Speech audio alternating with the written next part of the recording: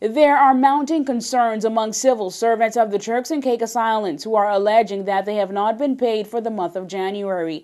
According to reports, the entire government payroll is at a standstill, and government workers from offices such as the Labor Tribunal and the Education Department are voicing concerns of internal problems. One civil servant reported that they are unable to make good on their mortgage payments, bank loans, and utility bills because of the delay. According to sources, government paychecks were scheduled to be issued on January 23rd. Some say this is not the first time nor the second time this has happened. News 4 understands that some payments were issued yesterday, and in an exclusive interview with Minister of Finance, the Honorable Floyd Hall, Hall told News 4 that despite the country's current financial state, Turks and Caicos civil servants will receive their salaries by the end of the day. I believe that civil servant salaries are paid the last week in January, the last week monthly. This is the last week here, and as I stated, rumors get circulated in the Turks and Caicos Islands very quickly, and I think there were some technical problems that we were encountering, but we have gotten them sorted out. We were confident that we would have gotten the situation sorted out in time to have civil servant salaries paid. Hall went on to say that the Turks and Caicos Islands is not bankrupt. He said the country's deficit is only at 10% of its gross domestic product, or GDP, which he says is way less than some of the TCI's neighboring counterparts.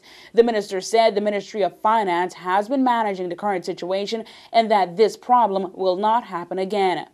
No, what I can say, the Turks and Caicos Islands are not isolated from the global financial crisis that is being experienced. There is an issue as it relates to cash flow management. We have been able to correct the situation. I don't anticipate there will be any further problems with respect to government salaries being paid or other mandatory expenditure being met.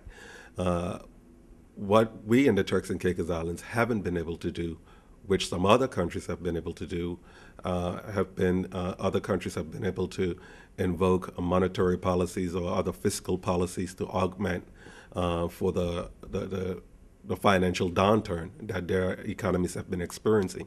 The underlying problem, according to Honorable Hall, has been the state of the global economy. Hall continued by stating that in contrast to huge nations, the Turks and Caicos Islands has been unable to meet the cash reserve criteria.